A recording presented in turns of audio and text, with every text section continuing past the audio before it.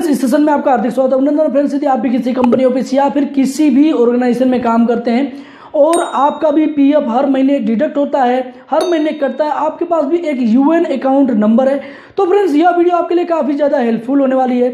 Friends, काफ़ी लोगों के क्वेश्चंस होते हैं कि सर हमें पीएफ विड्रॉल करना है और किस कंडीशन में कौन सा फॉर्म अप्लाई करना चाहिए जिससे कि उनका पीएफ बिना किसी रिजेक्शन के बैंक अकाउंट है उसमें आ जाए। लोगों के जो डाउट्स होते हैं, काफ़ी लोगों के क्वेश्चंस होते हैं, क्वेरी होते हैं कि सर हमें जो भी पीएफ निकालना होता है उसके लिए किस टाइम और कौन सा फॉर्म अप्लाई करना चाहिए। तो फ्रेंड्स, यह वीडियो देखने के बाद आपको कोई भी डाउट नहीं रहेगा।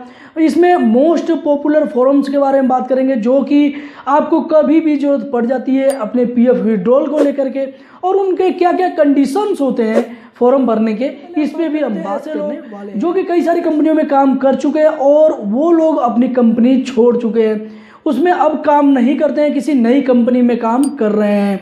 तो फ्रेंड्स, सबसे पहले उनको ये पता लगाना होता है कि उनका जो यूएन नंबर है वो क्या वो पुराने वाला यूएन नंबर चलता आ रहा है या फिर पुराने वाले यूएन नंबर जो भी है पीएफ नंबर है वो अभी अलग है और नए यूएन में उनका पैसा जमा हो रहा है।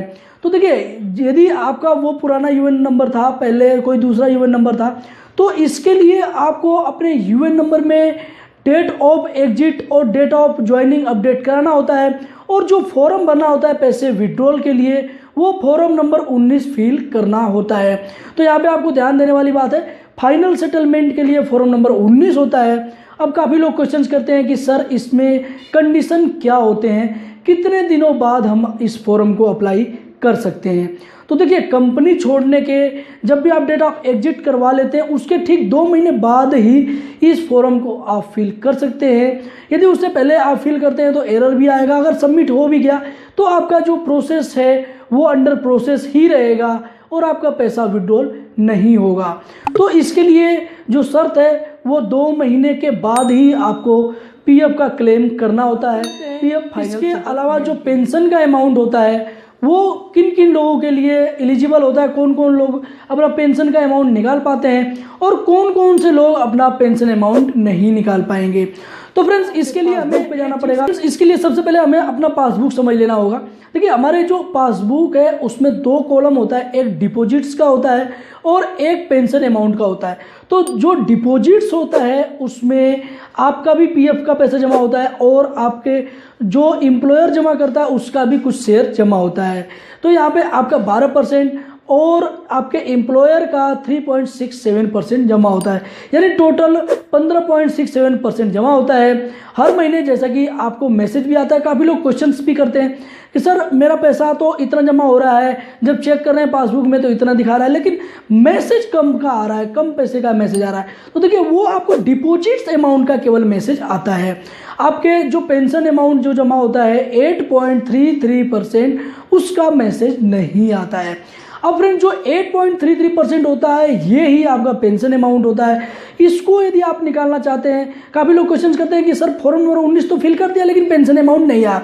तो देखिए, पेंशन के लिए आपको फॉर्म नंबर 10C फिल करना होता है। अब 10C काफ़ी लोग बोलते हैं सर मैंने 10C तो फिल किया था लेकिन वो रिजेक्ट हो जा रहा है, बार बार पैसा नहीं आ रहा है। तो देखिए, मैं बता रहा हूँ किन लोगों का रिजेक्ट हो जाएगा। इन लोगों का रिजेक्ट हो जाएगा जिनका वेज 180 डेज नहीं है, 6 महीने का नहीं है।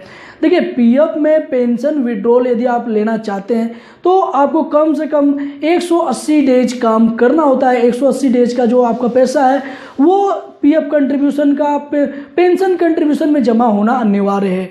यदि आपका इसमें 1 दिन भी कम होता है, 5 दिन भी कम होता है, आपका यदि पैसा जमा होता है 5 महीने 25 दिन 26 दिन, तो भी आप अपने पेंशन के लिए एलिजिबल नहीं हैं।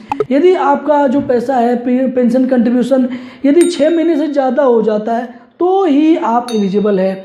अब फ्रेंड्स, इसके अपोजिट की काफ़ी लोगों के क्वेश्चंस होते हैं, डाउट्स होते हैं कि सर मेरा जो सर्विस पीरियड है वो तो 9 साल 6 महीने का हो गया, अब मैं कैसे निकालूं पैसा, मैं निकालना चाहता हूं पेंशन अमाउंट, कोई तरीका बताइए। तो कि कोई भी तरीका नहीं है क्योंकि जो ईपीएफओ का रूल्स है वो ये है कि यदि आपका जो पेंशन अमाउंट है वो 6 महीने से कम का है या फिर 9 साल 6 महीने से ज़्यादा है, यानी कि 10 साल के आसपास का है, तो आप नहीं निकाल पाएंगे। यदि ऐसा है, यदि 9 साल से ज़्यादा यानी 10 साल के आसपास आपने कर लिया या उससे ज़्यादा कर लिया तो अब आप पेंशन के लिए एलिजिबल हैं। जब आपका पेंशन चालू होगा तो आपको पेंशन मिलेगा इस पैसे का, आप पेंशन अमाउंट को निकाल नहीं पाएंगे, वो पेंशन में कन्वर्ट हो जाता है। तो अब मैं बात कर लेता हूँ कि आपको निकालने के लिए आप कैसे निकाल पाओगे। तो देखिए ऑनलाइन इसकी सर्विस अवेलेबल है। यदि आप पेंशन के लिए एलिजिबल है, देखिए मैंने इस वीडियो में क्लियर कर दिया कि कौन कौन से लोग एलिजिबल नहीं है। यदि फिर भी डाउट है तो आप नीचे कमेंट कर सकते हैं, जरूर मैं उस कमेंट का रिप्लाई जल्द से जल्द देने का प्रयास करूंगा। तो देखिए यदि आप पेंशन के लिए एलिजिबल हैं तो आपको फॉर्म नंबर 10C फिल करना पड़ेगा, और इसके लिए भी जो शर्त है वो ये है कि आपके यूएन अकाउंट में डेट ऑफ एग्जिट और डेट ऑफ ज्वाइनिंग अपडेट होना कंपलसरी है। यदि नहीं है तो नहीं निकाल पाएंगे, और इसके लिए भी आप 2 महीने बाद ही अप्लाई कर पाएंगे। यदि आपका डेट ऑफ एग्जिट आज के डेट में होता है तो आज से 2 महीने जोड़ लीजिए, उसके बाद ही आप एलिजिबल हैं, उसके बाद ही आप अपना पेंशन अमाउंट भी विड्रॉल कर पाएंगे। ये सारी सुविधाएं ऑनलाइन कर दी गई हैं यूनिफाइड पोर्टल की तरफ से, ईपीएफओ की तरफ से। इसके अलग अलग वीडियोज भी मैंने ऑलरेडी बताया भी है कि आप स्टेप बाय स्टेप कैसे अपना पैसा पेंशन का हो या फिर फाइनल सेटलमेंट का हो कैसे निकाल पाएंगे। काफ़ी लोगों को पता भी होगा और काफ़ी लोगों के क्वेश्चंस भी होते हैं कि सर मैं तो जॉब कर रहा हूँ, जॉब करते करते कौन सा मैं फॉर्म फिल करके अपना पैसा विड्रॉल कर सकता हूँ और कितना विड्रॉल कर पाऊंगा। तो फ्रेंड्स इसके लिए आपको फॉर्म नंबर 31 फिल करना पड़ता है। ये आप ऑनलाइन आसानी से फिल कर सकते हो, इसका भी ऑलरेडी मैंने वीडियो बनाया हुआ है। इसमें भी कई सारे पारा होते हैं, किन पारा को कब आपको अप्लाई करना है ऑलरेडी मैंने डीपली वीडियो में बनाया हुआ है, बताया हुआ है कि आपको कौन सा पारा कब अप्लाई करना है और कितना % आपको मिलने वाला है। ज़्यादा डीप में बात करेंगे तो ये वीडियो काफ़ी ज़्यादा लेंथी हो जाएगी और आप इसे स्किप करके यहाँ पे चले जाओगे और पूरी इन्फॉर्मेशन नहीं मिल पाएगी। तो फ्रेंड्स यहाँ पे आपने जाना कि आपको फाइनल सेटलमेंट के लिए कौन सा फॉर्म फिल करना होता है, आपको पेंशन कब निकाल पाओगे, क्या शर्तें होती हैं और कौन सा फॉर्म आपको फिल करना होता है, और यदि आप जॉब करते करते पैसा निकालना चाहते हो तो आप बड़े ही आसानी से अपना एडवांस के रूप में पैसे निकाल पाओगे। फ्रेंड एक चीज़ और यहाँ पे बात कर लेते हैं, काफ़ी लोगों के जो डाउट्स होते हैं कि सर क्या मैं अपने पीएफ का जो पेंशन कंट्रीब्यूशन है उससे भी मैं एडवांस का पैसा निकाल पाऊंगा।